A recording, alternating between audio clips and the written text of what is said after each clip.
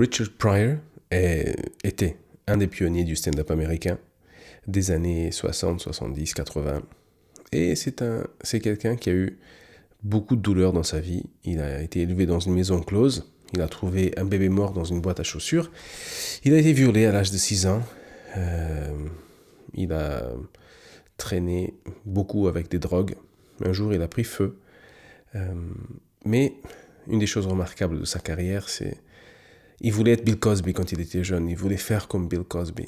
Bill Cosby, c'était la personne aux États-Unis. Bon, avant, évidemment. Bill Cosby était le père de famille parfait pour les Américains. Bill Cosby avait réussi à faire en sorte que les Américains oublient qu'il était noir. Et donc, Bill Cosby était un noir sympathique. Il était accueilli, toléré, parce que il n'en parlait pas. Richard Pryor, pendant longtemps, a imité Bill Cosby, a fait des imitations et est parti dans le même style très propre, très son petit costume, etc., etc. Jusqu'à un jour, au milieu d'un spectacle à Vegas, donc il avait déjà commencé à réussir dans sa carrière, et en plein spectacle, il s'est dit, mais qu'est-ce que je fais là ? Qu'est-ce que je fais là ? C'est pas moi ça. Et il est parti.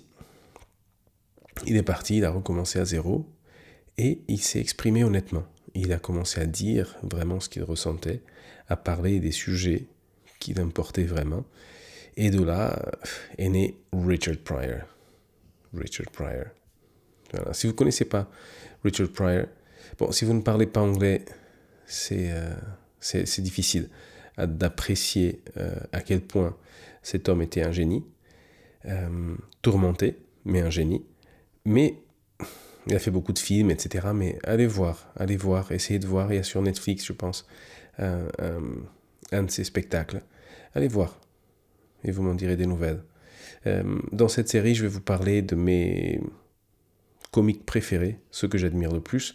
Évidemment, ceux que j'admire, ce sont ceux